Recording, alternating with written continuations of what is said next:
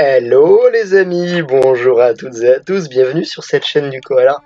Euh, Écoutez, War of the Spark, ça sort en avant-première le 28, le week-end du 27 et 28 avril, donc c'est dans 15 jours en gros, et cette extension m'énerve énormément.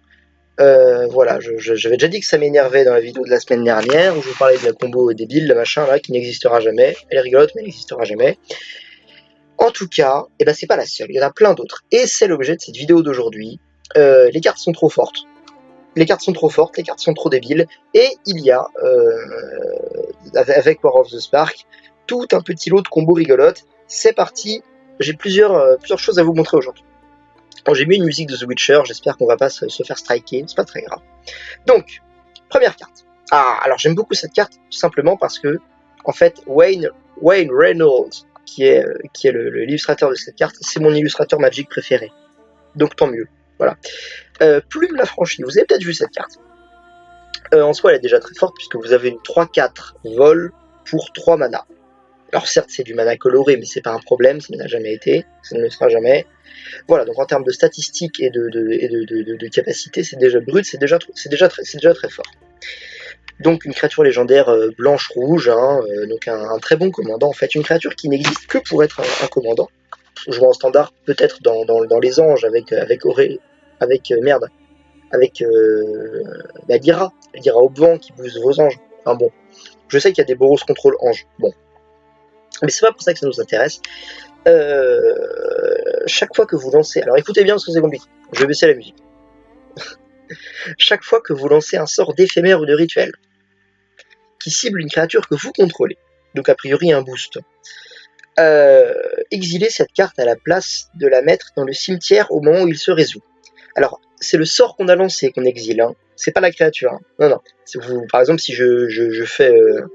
je sais pas moi, j'allais dire une foudre, mais oui, on va dire une foudre. Sur une de mes créatures, hop, la foudre va se résoudre, et hop, je l'exile. Et qu'est-ce qui se passe après? On le fait pas avec une foudre évidemment, on le fait avec un boost, pas avec un blast, mais c'est pour l'exemple. Et donc si on fait ainsi, on renvoie dans notre main le sort qui est exilé au début de la prochaine étape de fin. Ça veut dire quoi? Ça veut dire qu'en fait on récupère tous les sorts qu'on lance sur nos serviteurs. En fait avec cette extension de Magic, on joue plus à Magic, on joue à Hearthstone quelque part. Donc voilà. Alors avec quoi c'est intéressant? Avec tous les boosts de la Terre en fait, avec des plus 1 plus 0 initiative, des plus 2 pour 1, des protections, tous les petits sorts blancs de protection qui sont joués dans Arabo, tout ça c'est très fort, et surtout que vous la récupérez à l'étape de fin.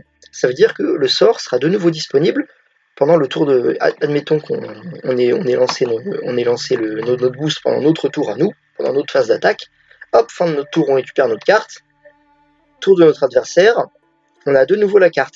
Donc je pense qu'avec tous les effets de protection, c'est extrêmement fort. Ça fait que vos créatures sont virtuellement intouchables, en fait. Et qu'est-ce qui se passe? Voilà. Qu'est-ce que c'est que ça? Alors ça, c'est une combo que j'ai trouvée moi, donc je suis assez content. Plume l'affranchie, voilà, hop, voilà, très bien, là, hop. Dragon aux ailes miroirs. Et alors, il y a deux cartes qui font l'effet dont je vais vous parler tout de suite. Il y a Zada, la broyeuse d'Edron, et le dragon aux ailes miroirs. Qu'est-ce qu'ils font? Eh bien... Zada est plus intéressante parce qu'elle coûte moins cher en fait, elle coûte 4 mana alors que le dragon aux ailes miroirs en coûte 5. Chaque fois que vous lancez un sort d'éphémère ou de rituel qui ne cible que Zada, broyeuse d'Edron, copiez ce sort pour chaque autre créature que ce sort pourrait cibler. Chaque copie cible une de ces créatures différentes. D'accord, très bien. Bon, en gros, qu'est-ce qui se passe?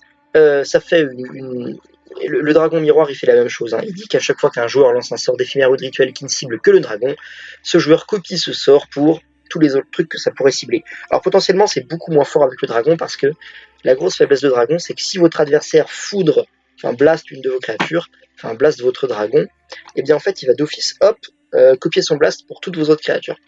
Et donc, il peut vous blaster tout votre board, pardon. Mais en tout cas, tant que c'est vous qui envoyez un spell sur vos créatures, c'est intéressant parce que déjà vous allez booster toutes vos créatures, et ensuite, grâce au pouvoir de Mister Plume là, hop, et vous récupérez votre spell. Ce qui fait qu'en fait, vous jouez Boros, vous avez plein de tokens, voilà, c'est un truc ultra aggro en fait. C'est vraiment un deck très très aggro, donc Voilà, j'imagine très bien le deck avec uniquement des spells à 1 et uniquement des créatures à 1-2. Voilà.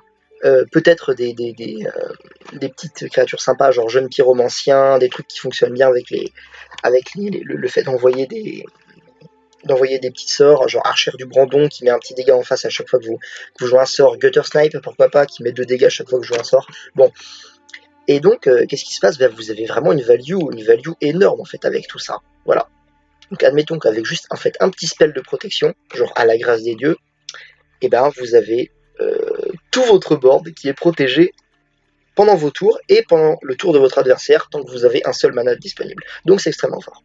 Première combo, celle-ci. J'aime beaucoup Plume la Franchie, là, c'est très bien. Hop là. Alors deuxième combo. Alors, ce n'est pas une combo, c'est une non-combo. Mais je vais vous en parler parce que ça me permet en fait de revenir sur un point de règle, sur lequel on se pose toujours la question, et les joueurs ne le savent pas. Donc allons-y. Pif! Rythme de la forêt. Bon, vous connaissez la carte. Les sorts de créatures ne peuvent pas être contrecarrés, les vôtres, et les jetons, enfin les créatures non jetons que vous contrôlez ont l'émeute. Alors c'est un point de règle qui a à voir avec l'émeute, je le rappelle. Elles arrivent sur le champ de bataille avec soit un marqueur +1/+1, soit la célérité. On va y revenir après. Dans cette combo, il y a le splaf. Voilà, j'en parle souvent, vous connaissez la carte. Et il y a, voilà. Alors ça aussi c'est beaucoup trop fort. Donc qu'est-ce qui se passe? Éveil de Vitu-Ghazi, c'est même pas un rituel, c'est un éphémère, quoi. Un éphémère de War of the Spark pour 5 points de mana. C'est en vert. Alors, j'arrive pas à lire tellement c'est fumé. Mettez 9 marqueurs +1/+1 sur un terrain que vous contrôlez.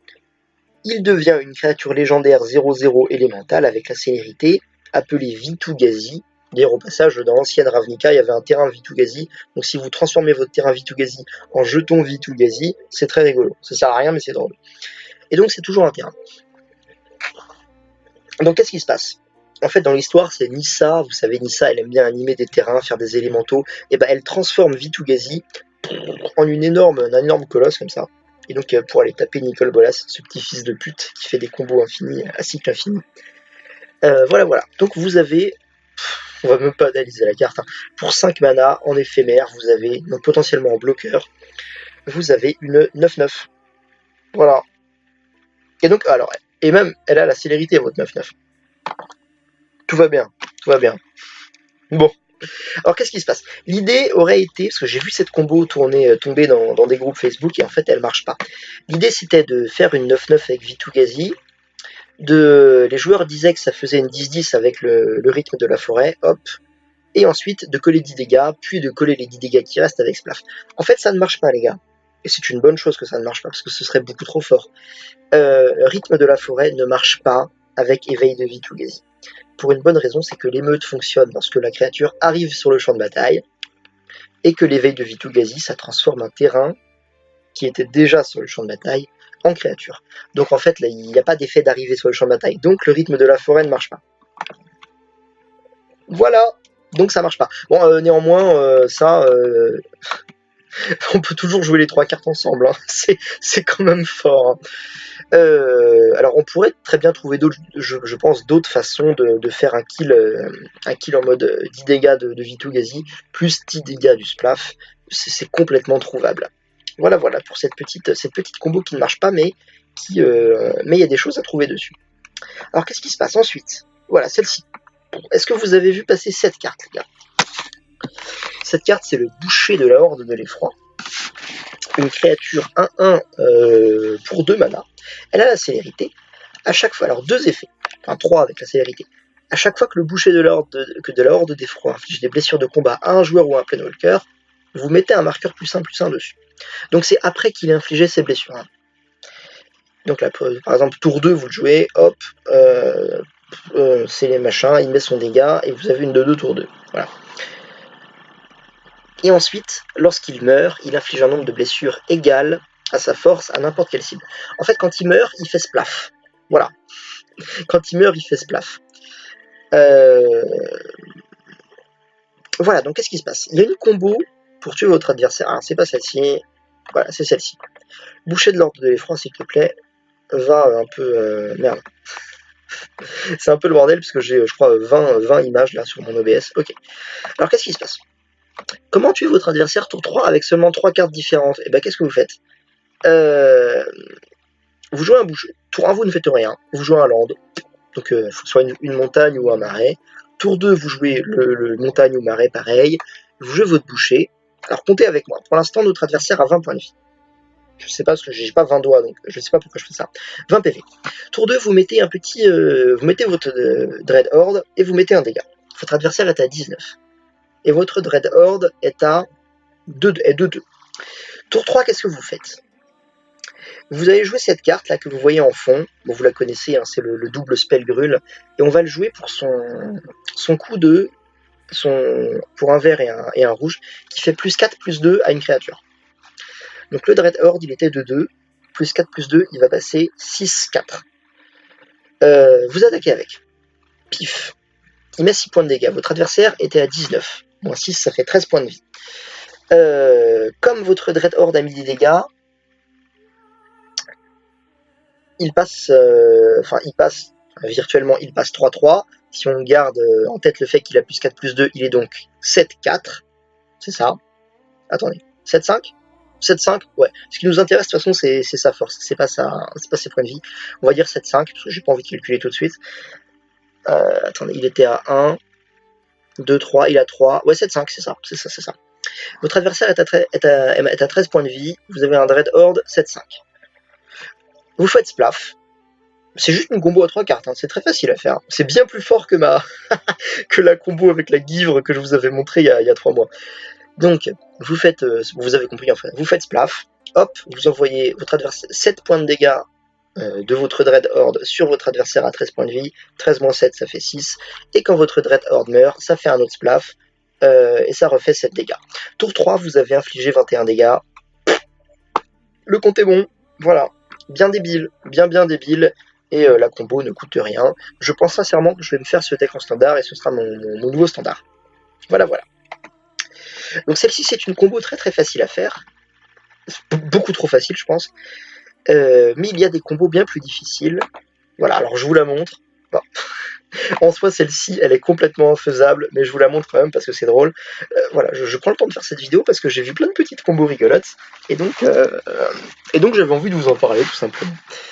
N'hésitez pas d'ailleurs à me dire si vous aussi vous trouvez des petites choses un peu rigolotes à faire avec ces nouvelles cartes de standard.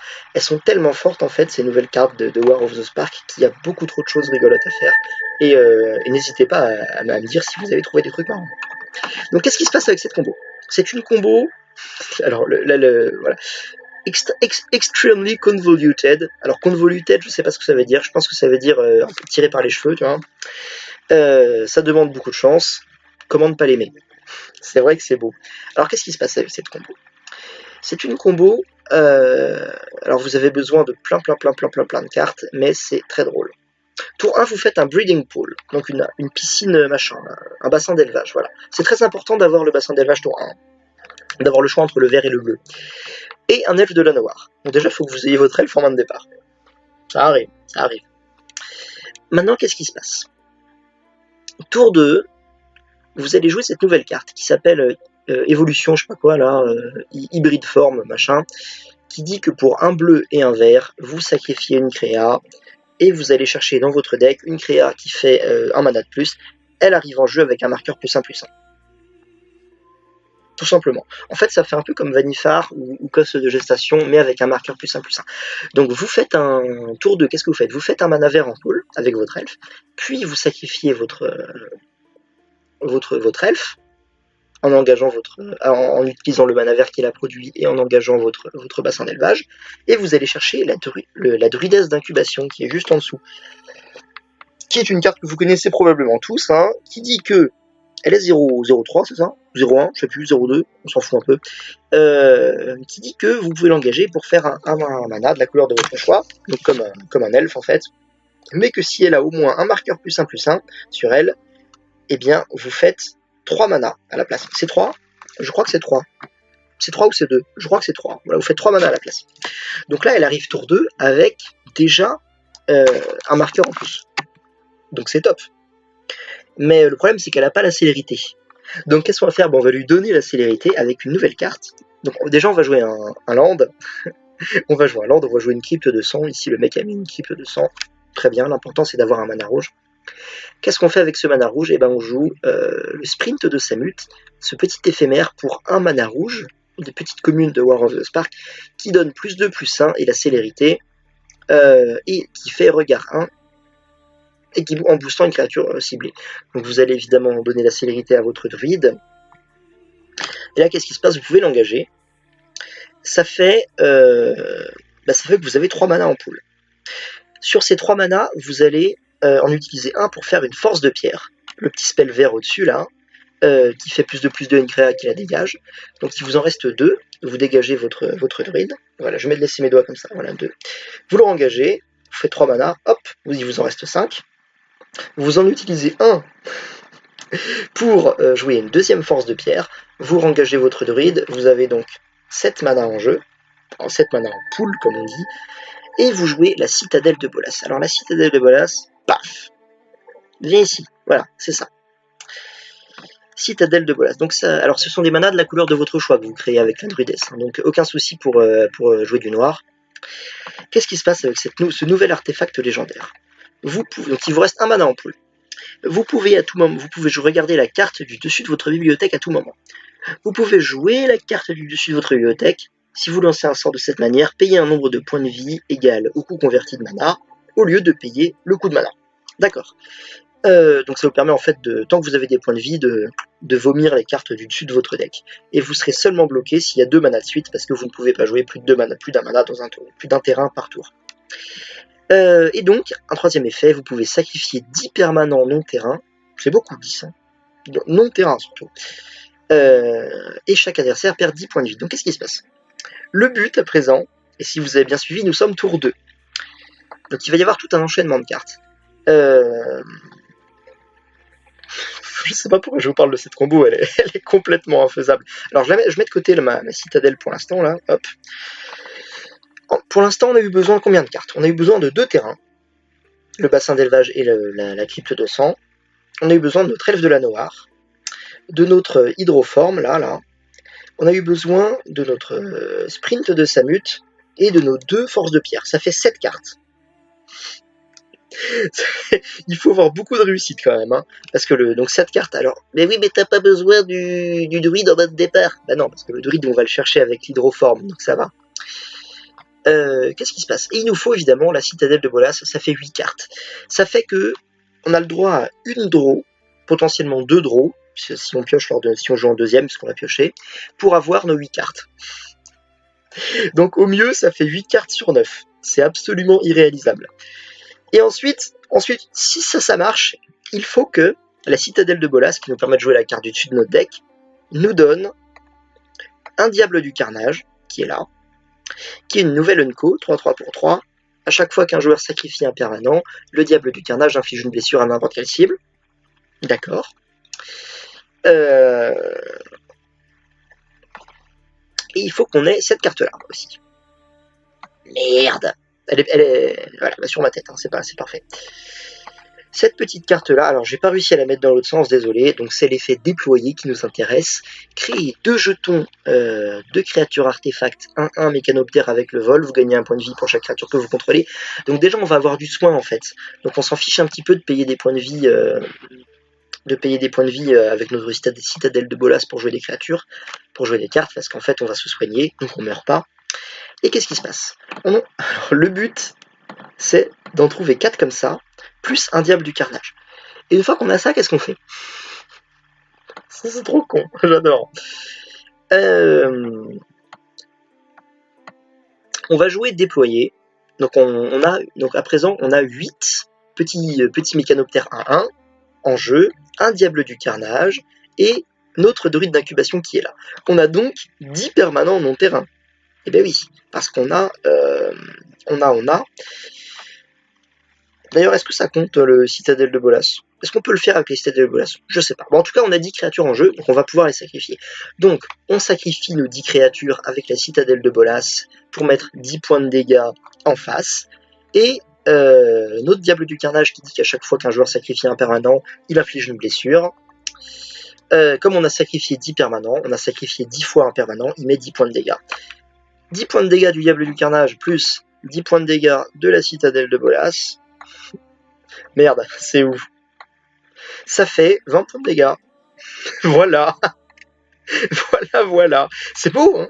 C'est beau quand même. Hein. Donc si jamais vous arrivez à faire cette combo, ce qui n'arrivera pas, bah, je vous paye une boîte. Je vous paye une boîte de cartes parce que vous êtes stylé. Voilà. Mais ça n'arrivera pas.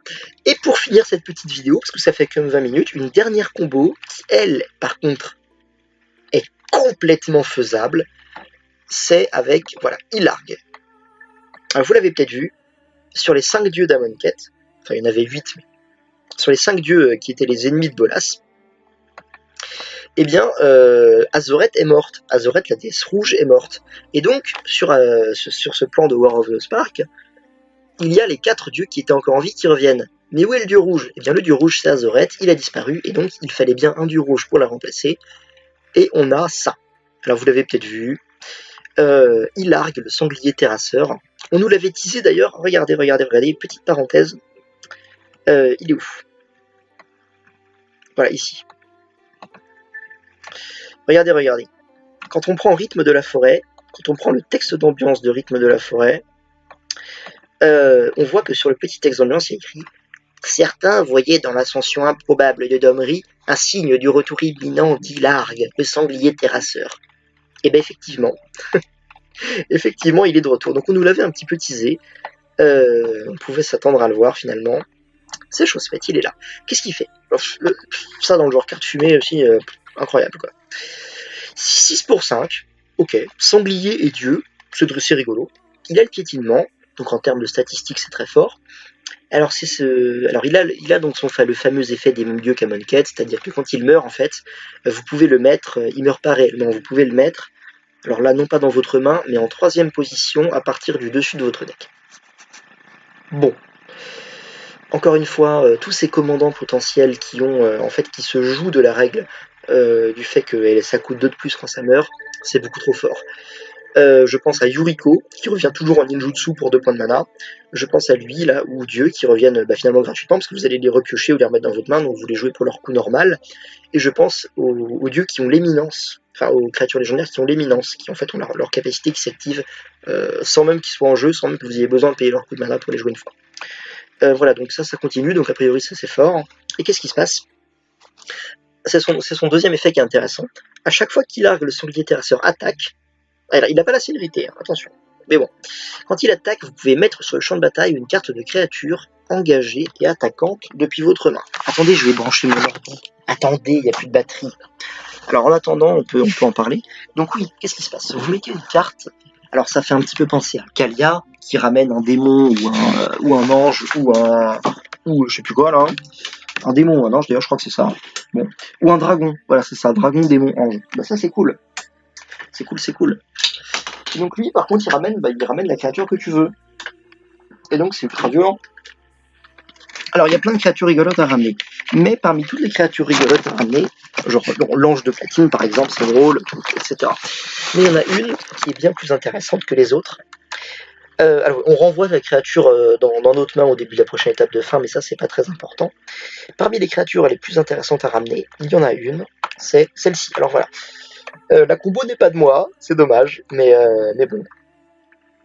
Medoma le Sans-Âge, une carte que vous ne connaissez peut-être pas si vous êtes un nouveau joueur de Magic. C'est une carte qui date de 2013, si je ne m'abuse, c'est 2013.